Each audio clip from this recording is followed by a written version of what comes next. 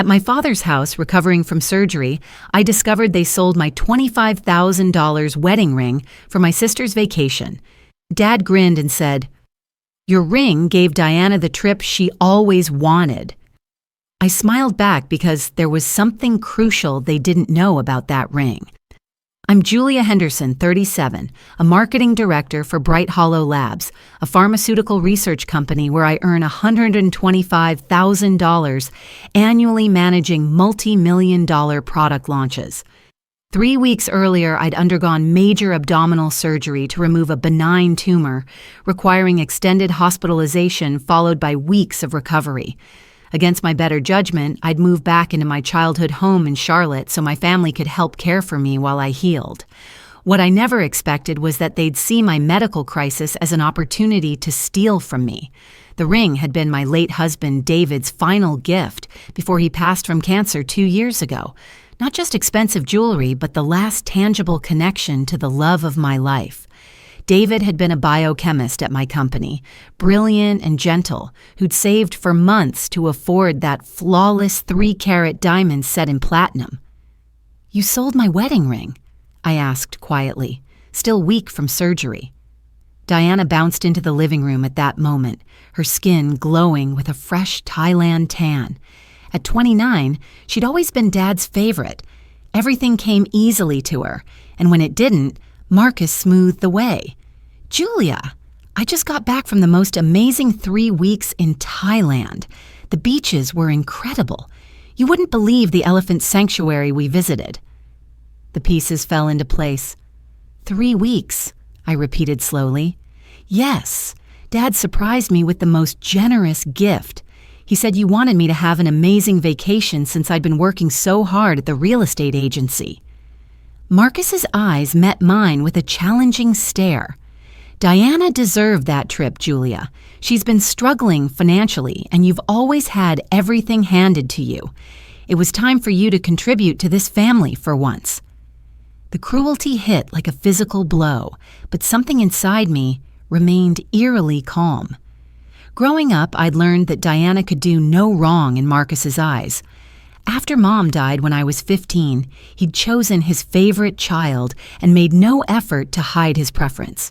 Throughout high school and college, Diana received new cars, expensive clothes, and European trips, while I worked part-time jobs for my expenses. When I graduated with honors from UNC and landed my pharmaceutical marketing job, Marcus barely acknowledged it. When Diana dropped out after 2 years to pursue failed business ventures, he called her entrepreneurial and continued funding her lifestyle. The pattern continued into adulthood. When I married David 5 years ago, Marcus complained about wedding costs and suggested we elope. When Diana announced her engagement to a man she'd known 3 months, Marcus immediately offered to pay for an elaborate celebration that fell apart within 6 months. David had been my refuge from family dysfunction. During his 18-month cancer battle, when I took family leave to care for him and spent our savings on experimental treatments, Marcus never offered financial help, claiming he was still supporting Diana. After David's funeral, Marcus made several comments about how impractical it was to keep wearing such an expensive ring. Diana had also mentioned multiple times how gorgeous it was and how she wished she could afford something similar. Their interest hadn't gone unnoticed. During the past year, I'd caught Diana photographing it when she thought I wasn't looking. Marcus asked pointed questions about its value in insurance appraisals. The attention made me uncomfortable, especially as Diana's financial situation became desperate due to poor career choices. But here's what made me different from the naive daughter they remembered. My pharmaceutical marketing career had taught me to think strategically, anticipate problems, and document everything. I specialized in risk assessment and crisis management, skills that extended far beyond product launches. 3 months before surgery, when the tumor diagnosis came during a routine physical, I'd made a decision that now seemed remarkably prescient. As I prepared for the medical procedure, a nagging worry kept surfacing. Marcus and Diana knew about my life insurance money, my $95,000 in savings, and valuable possessions, including my wedding ring. The thought of being unconscious and helpless while they had access to my belongings made me deeply uncomfortable, so I took a precautionary step that would prove life-saving. I visited a jewelry store in downtown Charlotte and found a cubic zirconia replica virtually identical to my real wedding ring. The fake cost $300 and was crafted so expertly that even experienced jewelry professionals would need specialized equipment to detect the difference immediately. I placed my authentic wedding ring in a safety deposit box at First National Bank under my maiden name, Julia Matthews. Only I knew about this account, paid for with cash to avoid any paper trail Marcus or Diana might discover. The bank records showed the box rented to Julia Matthews, with identification showing my pre-marriage address. For 2 months before surgery, I wore the replica daily. Marcus and Diana never noticed the switch because the fake was so convincing. I practiced removing it naturally when washing dishes or applying lotion, just as I'd done with the original. The day I entered the hospital, I deliberately left the fake ring on my bedside table at Marcus's house. I told him I was too nervous to wear it during the procedure and asked him to keep it safe. He'd agreed readily, and I noticed how his eyes lingered on the ring as I placed it in my jewelry box. During my 3-week hospital stay, Marcus and Diana visited exactly twice, both times asking when I'd be released and whether I needed anything from home. Now, hearing about Diana's exotic vacation, I realized my precautions had been absolutely necessary. "I'm so happy Diana had a wonderful time," I said sweetly, maintaining calm despite rage building inside me. "Thailand sounds magical. Tell me about those beaches." Diana launched into enthusiastic descriptions while Marcus nodded approvingly. She showed hundreds of photos, luxurious resort rooms overlooking pristine beaches, elaborate spa treatments, romantic dinners with boyfriend Tyler, adventure excursions through tropical forests. The extravagance was staggering, clearly beyond what Diana could afford on her real estate salary. "The resort cost $1,200 per night," Diana gushed, and Tyler surprised me with a helicopter tour for another $800. We went scuba diving with a private instructor and took cooking classes with a world-famous chef. It was like living in a dream, I calculated quickly. 3 weeks at $1,200 per night was over $25,000 just for accommodation. Adding flights, meals, activities, and shopping, Diana's vacation had easily cost $35,000 or more. "How wonderful you could afford such luxury," I said carefully, watching Marcus's expression. "Well, I couldn't have done it without Dad's generosity," Diana replied, squeezing Marcus's hand. "He said the ring money covered everything, and Tyler contributed some savings too. Perfect timing because I'd been feeling so stressed about work." Marcus's chest puffed with pride. "Diana works very hard in real estate and deserves something special. Your ring was just sitting in a jewelry box doing nothing, Julia. At least now it provided Diana with memories that'll last a lifetime." The casual dismissal of my most precious possession as worthless decoration made my stomach turn. This wasn't just theft. It was calculated betrayal during my most vulnerable moment. "Where exactly did you sell the ring?" I asked with genuine curiosity. "Jameson Fine Jewelry on Main Street," Marcus replied proudly. "The owner, Mr. Jameson, gave us $18,000 cash for it. He said it was a beautiful piece and would sell quickly to the right customer." I nodded thoughtfully. Jameson Fine Jewelry was a reputable establishment in Charlotte for over 40 years. Mr. Jameson was known for his gemstone appraisal expertise and honest dealings. $18,000 sounds fair, I said carefully. "I hope Mr. Jameson found the right buyer for such a special piece." "He said he already had a customer interested in that exact style," Diana added. "Someone looking for an engagement ring in that size and setting. It worked out perfectly for everyone." I felt cold satisfaction wash over me as I imagined what would happen when Jameson's customer took the ring for professional appraisal, as most people do with expensive jewelry purchases. The thought of Mr. Jameson discovering he'd unknowingly sold cubic zirconia as genuine diamonds made my smile grow wider. "I'm just grateful Diana had such an amazing experience," I said gently, "and I'm sure everything will work out exactly as it should." Marcus studied my face suspiciously. "You're taking this remarkably well, Julia. I expected you to be more upset about the ring." "What's done is done," I replied with a shrug. "Besides, families should support each other during difficult times. If my ring could give Diana such happiness, then perhaps David would have wanted it that way." The mention of my late husband seemed to ease Marcus's concerns. He'd always felt slightly guilty about his lack of support during David's illness, and invoking David's memory was effective at shutting down further questions. I excused myself to rest, claiming I was still tired from surgery recovery. As I walked to my old bedroom, I could hear Diana continuing to describe her vacation adventures to Marcus. Their voices were filled with satisfaction and joy, completely oblivious to the reckoning coming their way. Over the next few days, I played the role of grateful recovering family member while carefully documenting everything about their theft. I took photos of Diana's vacation pictures displayed proudly around the house, recorded conversations where Marcus boasted about solving Diana's financial problems with my ring money, and made detailed notes about their spending timeline. Diana had returned from Thailand exactly 3 weeks after my surgery, meaning they'd sold my ring almost immediately after I entered the hospital. The calculated nature of their timing was particularly cruel. They hadn't even waited to see if I'd survived surgery before stealing from me. "I was so worried about you during the operation," Diana said over breakfast one morning, completely contradicting her actions. "But Dad said you'd want us to make good use of the ring money while you recovered. He thought it would cheer you up to know I was having a wonderful time." Marcus nodded solemnly. "I knew you'd want Diana to benefit from your ring rather than having it locked away unused. You've always been such a generous sister." Their ability to rewrite history and present themselves as thoughtful family members was breathtaking. They genuinely convinced themselves that stealing from me during surgery was somehow an act of love and consideration.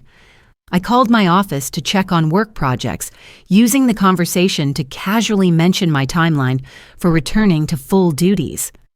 My colleagues at Bright Hollow Labs expressed concern about my recovery and suggested I take additional time off if needed. I assured them I was healing well and would be back to full capacity soon. That afternoon, I drove to First National Bank to check on my safety deposit box.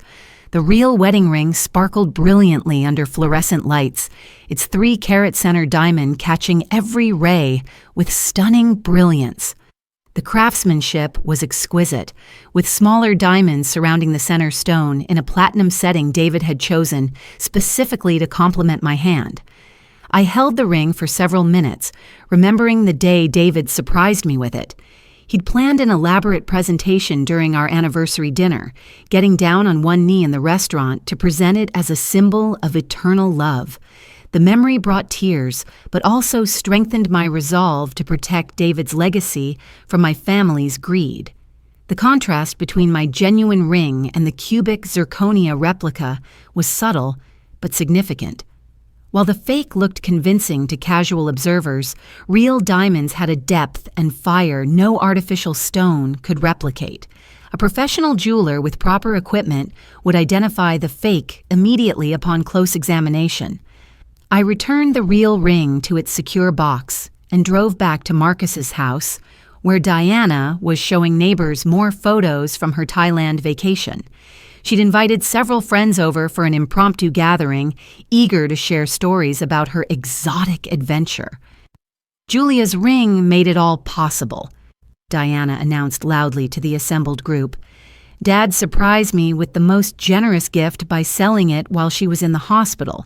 He said she'd want me to have amazing experiences rather than letting expensive jewelry sit unused." The neighbors looked uncomfortable with Diana's casual admission that she'd funded her vacation with her sister's wedding ring, especially while I was recovering from surgery. Several people glanced at me sympathetically, clearly recognizing the inappropriate nature of the situation. "How thoughtful of your father," one neighbor said carefully, "to make such decisions during Julia's medical crisis."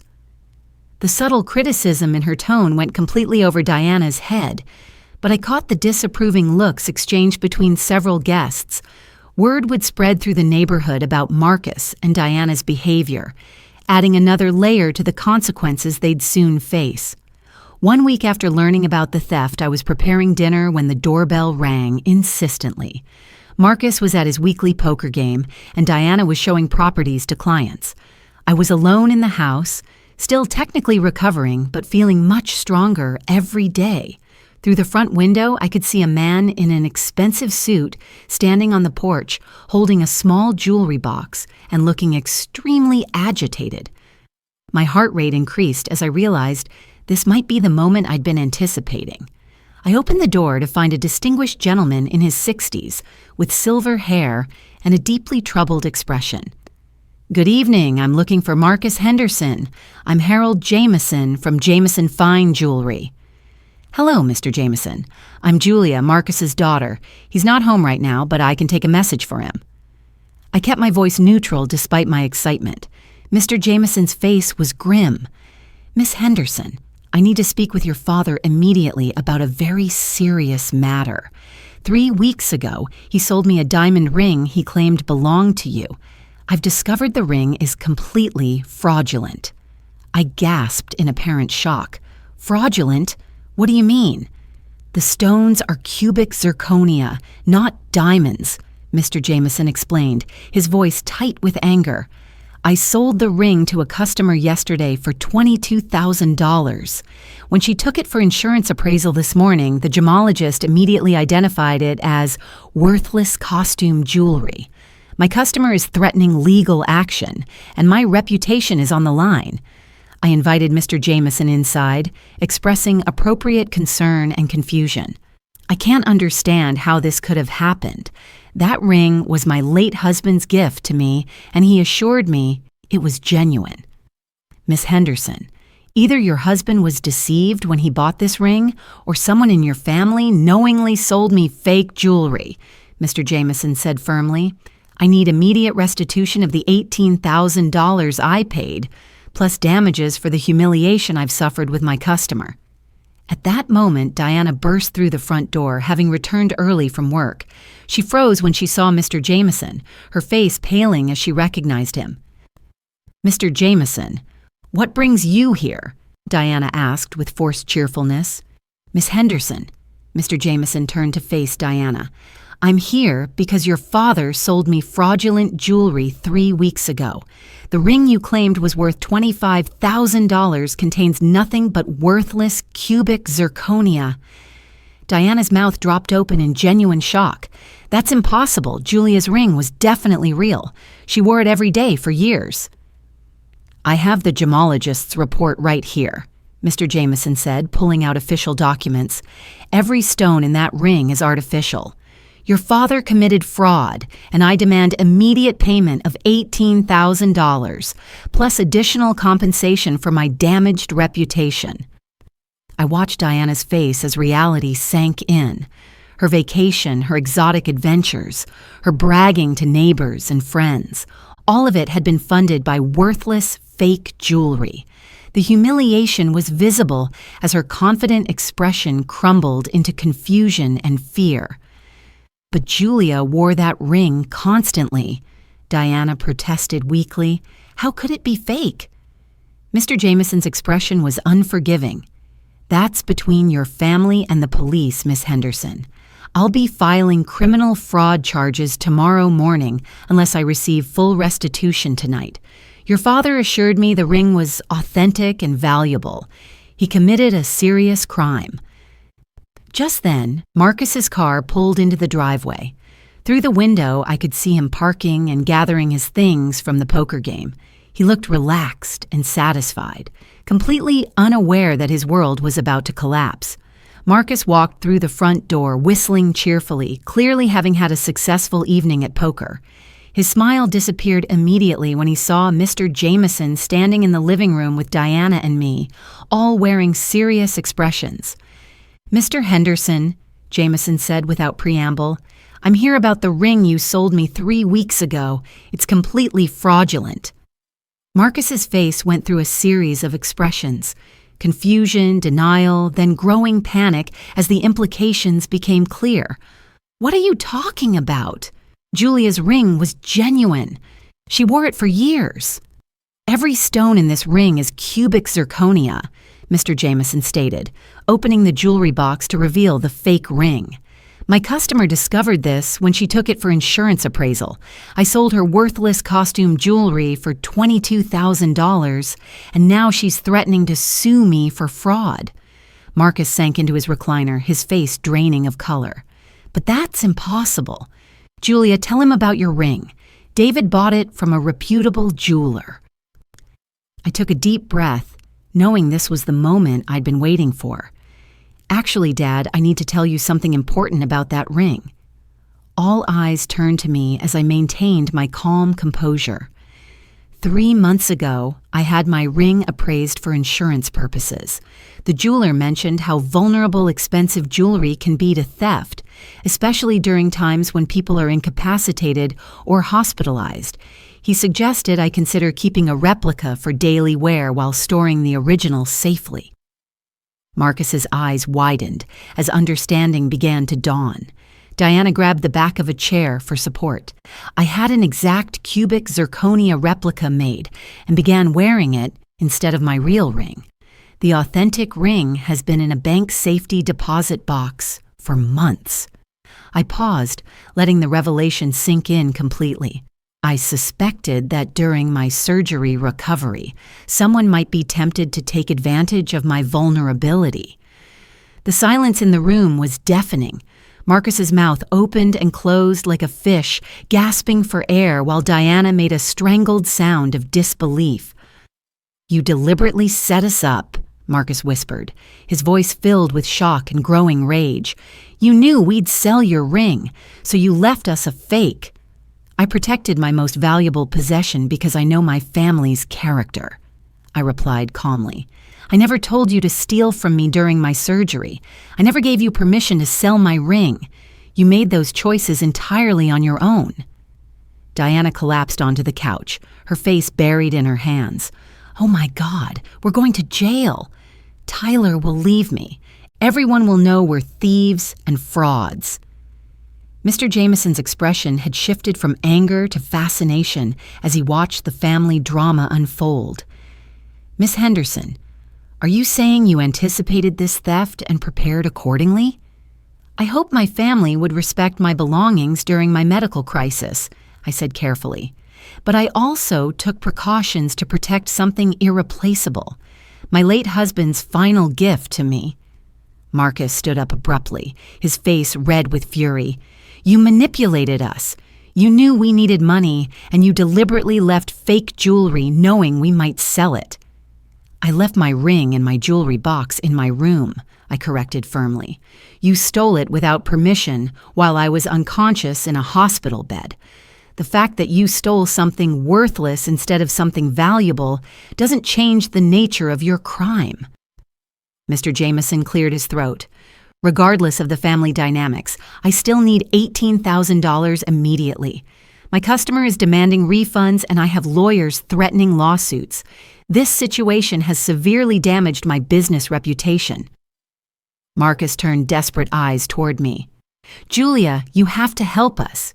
Get your real ring and we can sell it to fix this mess." I smiled sweetly at my father.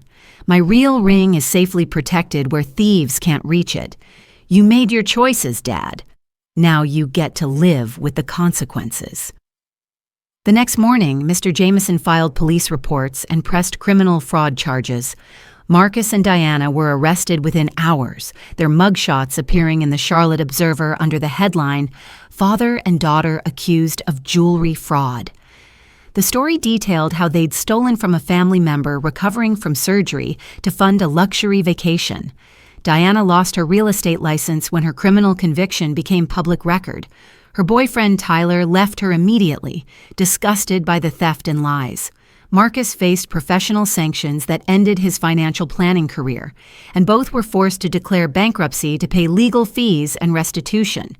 Their friends and neighbors completely shunned them when the full story emerged.